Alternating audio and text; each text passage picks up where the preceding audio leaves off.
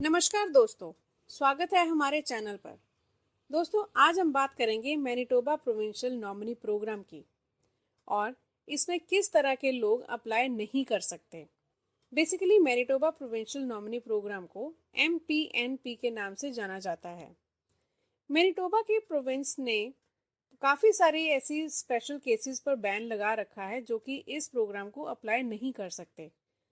तो अगर आप अपनी एप्लीकेशन प्रोसेस करने की सोच रहे हैं या फिर अगर आप अपनी एप्लीकेशन EOI के द्वारा लगाने की सोच रहे हैं तो आपको कुछ इम्पॉर्टेंट इन्फॉर्मेशन जाननी बहुत ज़रूरी है ताकि इन फ्यूचर में आपको कोई दिक्कत ना आ सके। अगर आपकी एक बारी एप्लीकेशन रिजेक्ट हो जाती है तो मैनिटोबा कम से कम आपका 2 साल के लिए मैनिटोबा में आने के लिए बैन कर देता है। तो दोस्तों, मैं आपसे कुछ ऐसी लिस्ट शेयर करना चाहूँगी जिसमें आपको कुछ कैटेगरीज के लोग ऐसे पता लगेंगे जो MPNP के प्रोग्राम को नहीं अप्लाई कर सकते। सबसे पहले है रिफ्यूजी क्लेमेंट्स। अब ये रिफ्यूजी क्लेमेंट्स होते कौन हैं? रिफ्यूजी क्लेमेंट्स वो लोग होते हैं जो कि अपनी नेटिव कंट्री को छोड़कर कनाडा में एज रिफ्यूजी एंटर करते हैं। तो यहाँ पर आकर आपको कनाडा को इन्फॉर्म करना बहुत ज़रूरी हो जाता है क्योंकि कनाडा में कुछ ऐसे असाइलम प्रोग्राम्स हैं जो कि USA में भी चलते हैं। तो कनाडा भी ऑफर करती है ऐसे असाइलम प्रोग्राम्स जो लोग ऐसे लोगों की मदद करती है जिनको अपने नेटिव प्लेसेस में रहने की दिक्कत आती है। अगर आपने MPNP प्रोग्राम को अप्लाई किया है और आपका रिफ्यूजी स्टेटस है तो आप इस प्रोग्राम को अप्लाई करने के लिए एलिजिबल नहीं हैं। तो दूसरी कैटेगरी है फेडरल अपील। जो लोग इस कैटेगरी के अंडर आते हैं वो भी MPNP को अप्लाई नहीं कर सकते। तीसरा है रिमूवल प्रोसेस। जो लोग इस प्रोसेस के अंडर आते हैं वो लोग भी MPNP प्रोग्राम को अप्लाई करने के लिए एलिजिबल नहीं होते हैं। अब ये रिमूवल प्रोसेस या फिर रिमूवल ऑर्डर्स होता क्या है?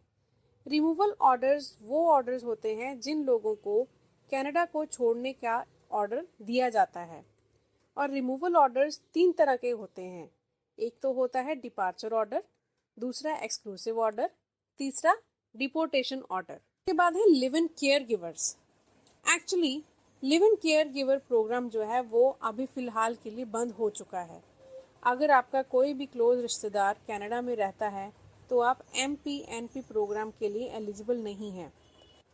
अपने वर्क परमिट के लिए या तो आपको कोई नया एम्प्लॉयर ढूंढना पड़ेगा या फिर आपको LMIA प्रोसेस के थ्रू होकर जाना होगा। उसके बाद है टेम्पररी फॉरेन वर्कर्स। अगर आप मैनिटोबा के अलावा किसी और प्रोविंस में as a temporary foreign worker के तरह काम कर रहे हैं या फिर रह रहे हैं तो आप इस प्रोग्राम के लिए एलिजिबल नहीं हैं। उसके बाद है स्पाउसेस ऑफ कैनेडियन सिटीजन्स। अगर आपकी मैरिज किसी कैनेडियन सिटीजन से हो रखी है तब भी आप इस प्रोग्राम के लिए एलिजिबल नहीं हैं। उससे अगला है spouses of Canadian permanent residents. जैसे कि मैंने आपको पहले बताया कि अगर आपकी शादी किसी कैनेडियन सिटीजन से हो रखी है तब भी आप उस प्रोग्राम के लिए एलिजिबल नहीं हैं। उसी तरह अगर आपकी शादी किसी कैनेडियन PR से हो रखी है, यानी कि जिसके पास कनाडा की PR हो, तब भी आप इस प्रोग्राम के लिए एलिजिबल नहीं हैं। अगली कैटेगरी के लोग हैं रिफ्यूजल केसेस, यानी कि अगर आपका कोई केस रिफ्यूज हो चुका है तो इस कैटेगरी के लोग MPNP के प्रोग्राम को अप्लाई नहीं कर सकते। दोस्तों, अगर आपका केस पिछले 6 महीने या फिर उससे कम के समय में रिजेक्ट हो चुका है तब आप इस प्रोग्राम को दोबारा से अप्लाई करने के लिए एलिजिबल नहीं हैं। तब तक आप उस प्रोग्राम को अप्लाई करने के लिए एलिजिबल नहीं हैं जब तक आप अपने एंड से रिफ्यूजल का कारण नहीं बताते। अगर आप इस प्रोग्राम को दोबारा से अपने एंड से अप्लाई कर देते हैं तो आपका केस एक्सेप्ट नहीं होगा क्योंकि आप इस समय उस प्रोग्राम के लिए एलिजिबल नहीं हैं। लास्ट में है एक्टिव इमिग्रेशन एप्लीकेशंस। अगर आपने किसी दूसरे प्रोविंस में इसी सेम प्रोग्राम के द्वारा अप्लाई किया है तो ऑटोमेटिकली आप इस प्रोग्राम को अप्लाई करने के लिए एलिजिबल नहीं होते हैं।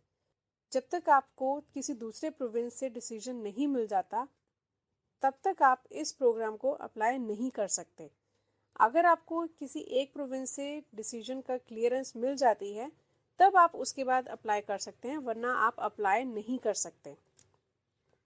तो दोस्तों, बताई गई लिस्ट के द्वारा आपको एक फेयर आइडिया मिल गया होगा किस तरह के लोग MPNP प्रोग्राम को नहीं अप्लाई कर सकते। कोई भी लेटेस्ट अपडेट जानकारी लेने के लिए आप या तो किसी रिप्यूटेड एक्सपर्ट को हायर करें ताकि आपकी रिक्वायरमेंट्स को वो फिल कर सकें और आप सक्सेसफुली उस प्रोसेस को अप्लाई कर सकें और कनाडा पहुंच सकें।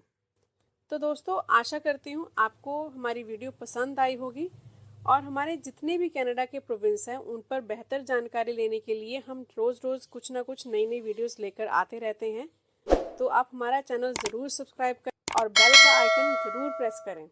अपना कीमती समय देने के लिए धन्यवाद।